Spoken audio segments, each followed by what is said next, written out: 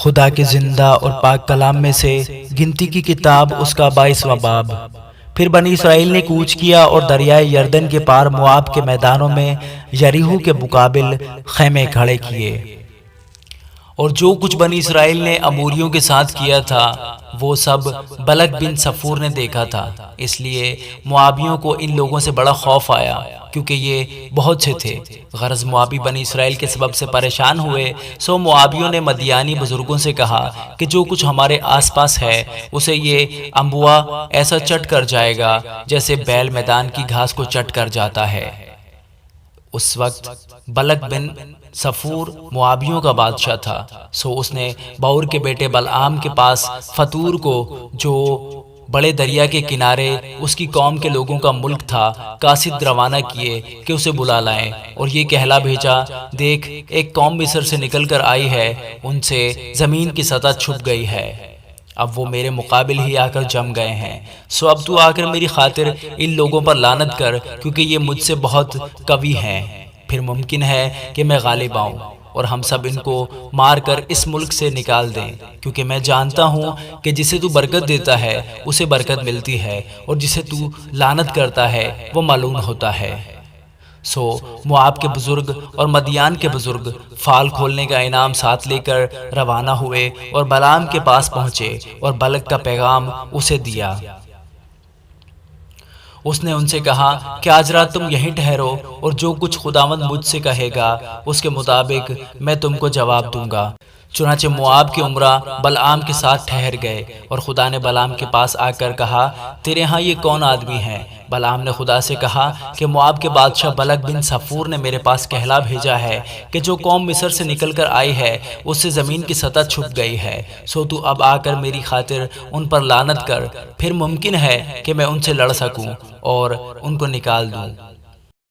خداوند نے بلعام سے کہا، تو ان کے ساتھ مت جانا، تو ان لوگوں پر لعنت نہ کرنا، اس لیے کہ وہ مبارک ہیں۔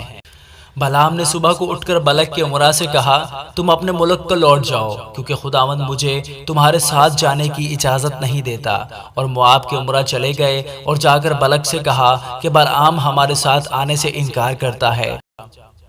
تب دوسری دفعہ بلک نے اور امراء کو بھیجا جو پہلوں سے بڑھ کر معزز اور شمار میں بھی زیادہ تھے۔ انہوں نے بلعام کے پاس جا کر اس سے کہا، بلک بن صفور نے یوں کہا ہے کہ میرے پاس آنے میں تیرے لیے کوئی رکاوٹ نہ ہو، کیونکہ میں نہایت عالی منصب پر تجھے ممتاز کروں گا، اور جو کچھ تو مجھ سے کہے میں وہی کروں گا، سو تو آ جا اور میری خاطر ان لوگوں پر لعنت کر۔ بلعام نے بلک کے خادموں کو جواب دیا کہ اگر بلک اپنا گھر بھی چاندی اور سونے سے بھر کر مجھے دے تو بھی میں خداوند اپنے خدا کے حکم سے تجاوز نہیں کر سکتا کہ اسے گھٹا کر یا بڑھا کر مانوں۔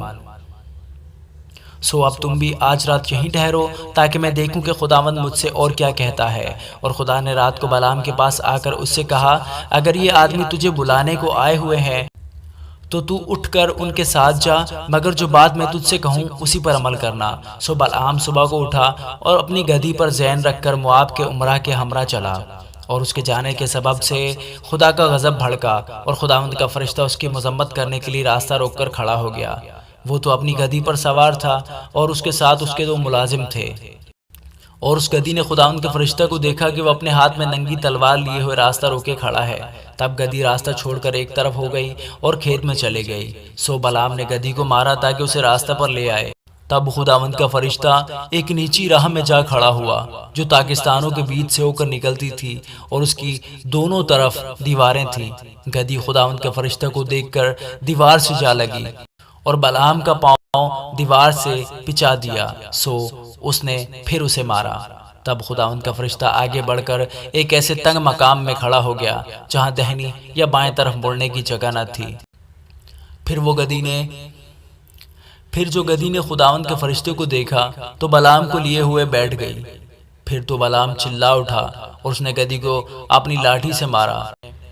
تب خداوند نے گدھی کی زبان کھول دی اور اس نے بلعام سے کہا، میں نے تیرے ساتھ کیا کیا ہے کہ تو نے مجھے 3 بار مارا؟ بلعام نے گدھی سے کہا، اس لیے کہ تو نے مجھے چڑھایا، کاش میرے ہاتھ میں تلوار ہوتی تو میں تجھے ابھی مار ڈالتا۔ گدھی نے بلعام سے کہا، کیا میں تیری وہی گدھی نہیں ہوں جس پر تو اپنی ساری عمر آج تک سوار ہوتا آیا ہے؟ کیا میں تیرے ساتھ پہلے کبھی ایسا کرتی تھی؟ اس نے کہا نہیں۔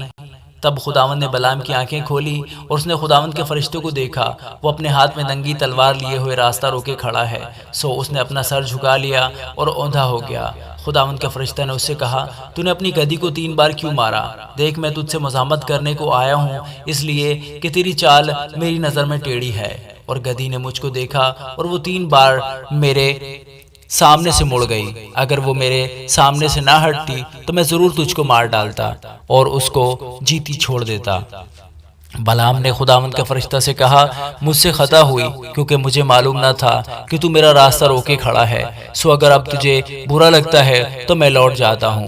خداوند کے فرشتے نے بلعام سے کہا، تو ان آدمیوں کے ساتھ چلا ہی جا، لیکن فقط وہی بات کہنا جو میں تجھ سے کہوں۔ سو بلعام بلک کے امراء کے ساتھ گیا۔ جب بلک نے سنا کہ بلعام آ رہا ہے تو وہ اس کے استقبال کے لیے مواب کے اس شہر تک گیا جو ارنون کی سرحد پر اس کی حدود کے انتہائی حصہ میں واقع تھا۔ تب بلک نے بلعام سے کہا، کیا میں نے بڑی امید کے ساتھ تجھے نہیں بلوا بھیجا تھا؟ پھر تو میرے پاس کیوں نہ چلا آیا؟ کیا میں اس قابل نہیں کہ تجھے عالی منصب پر ممتاز کروں؟ بلعام نے بلک کو جواب دیا، دیکھ میں تیرے ساتھ آ تو گیا ہوں، پر کیا میری اتنی مجال ہے کہ میں کچھ بولوں؟ جو بات خدا میرے منہ میں ڈالے گا وہی میں کہوں گا۔ اور بلعام بلک کے ساتھ ساتھ چلا اور قریت حسات میں پہنچے۔